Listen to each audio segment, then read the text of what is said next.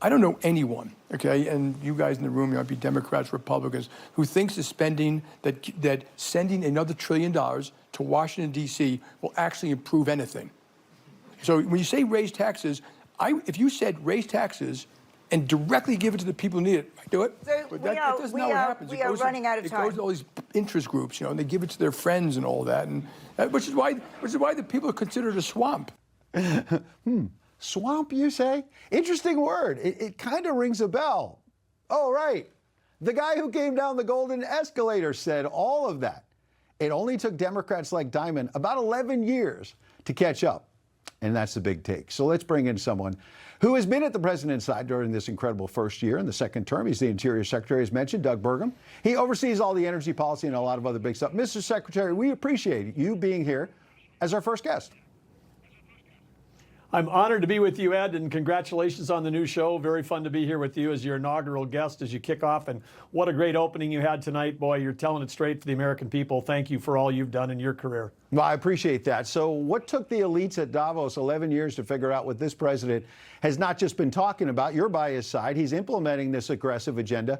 But let's not just talk about the past. Let's look forward. He goes to Iowa tomorrow to pivot back to the economic recovery. What do you think we can expect from him and cabinet secretaries like you between now and November in terms of telling the American people about this recovery so they feel it, sir? Well, it's been an incredible first year for President Trump, and you think about all the things you knew to bring in the golden age, and that is lower taxes, substantially lower taxes. You know that, no tax on tips, no tax on security, no tax on overtime, which is going to be a juice to the economy. The regulation cutting has never happened like it has during this first year of any president in history. The estimate there, it's hundreds of billions of dollars that are going to be saved from the ordinary citizen that are on the regulatory side. So taxes down, regulation down. What's up? Jobs are up. What's down? Inflation is down, gas prices are down, energy prices are down, and capital investment in America is up to record levels.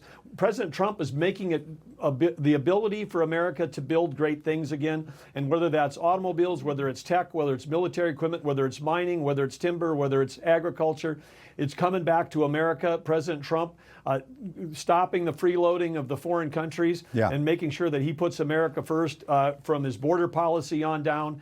We are set up for an incredible year this year. You're going to see growth rates like we haven't seen in many people's lifetime. Yeah, the Treasury Secretary, Besson, is saying 7 or 8%. We shall see. Now, you've been a businessman, you've been a governor, and a lot of businesses based in Minnesota, like Target, signed this open letter urging Tim Walz to work with the president and vice versa. They had a warm phone call today. Again, to look forward, are you hopeful there will be peace in Minnesota? And are you disappointed the governor compared ICE to the Gestapo over the weekend?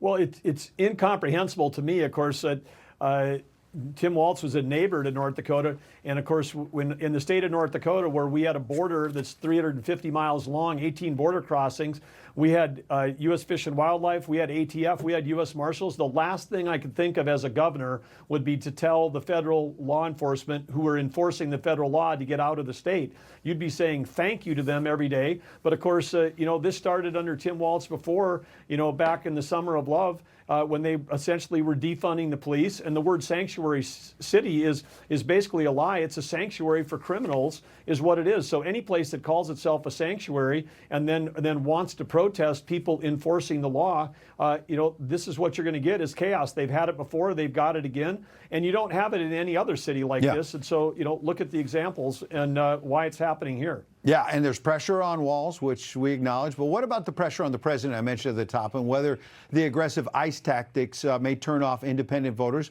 Obviously, everybody's focused on the economy. That's what the president will talk about in Iowa tomorrow. We, Newsmax, talked to some real Americans about what they think about the recovery. Take a listen, sir. I believe it's changing a lot and it's getting much, much better. For the most part, the economy is doing great. The markets are up, 401ks are up.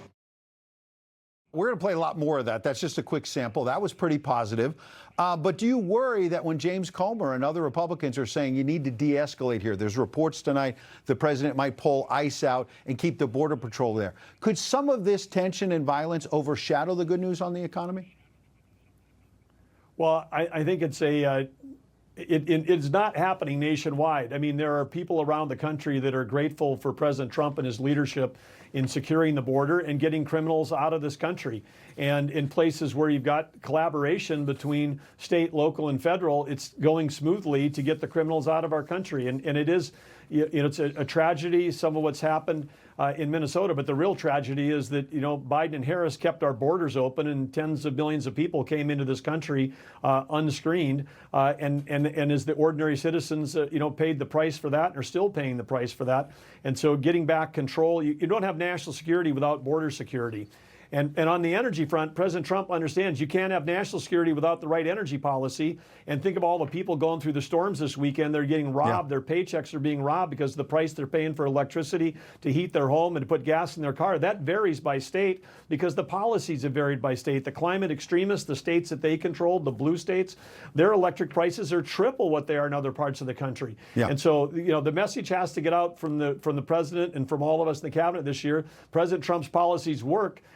Your individual results may vary based on what state and what city you live in. Absolutely. All right. The last question is going to be from my mom.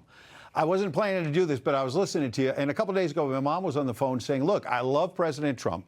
She voted for him. But I don't understand Greenland. She said, I'm having a hard time paying for prescription drugs. This is a real story on the phone.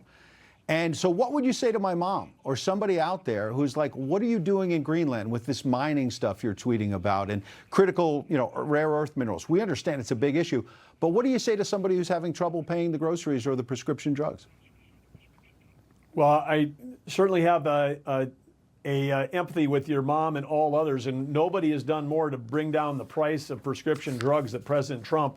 I mean, what he's done with the favored nation clause, that he's getting in there in negotiations directly with the pharmacy companies, we're going to see huge drops in the price of pharmaceutical drugs. And with Greenland, we're providing the protection for Greenland already. And if we want to have a safe America, just like Alaska and Greenland, they're the two bookends of protecting North America. With the Golden Dome, it's absolutely critical. And of course, with critical minerals, China controlling 85 to 100% of the top 20 critical minerals. That cell phone that everybody's got in their hand right now has 65 minerals off the periodic table in a single cell phone. We got ourselves out of the mining business in America. China is taking advantage of that. We got to get ourselves back in it. We graduated 36,000 lawyers last year in America, and about 300 students graduated with mining and metallurgical degrees. We have to mine, baby, mine, or we're not going to be a secure country. I like that. We heard drill, baby, drill. Now it's mine, baby, mine, a new line from the Interior Secretary. Doug Burgum, we appreciate your time tonight. Thank you, sir. Thank you, Ed. Congratulations. We appreciate it. Thank you, sir.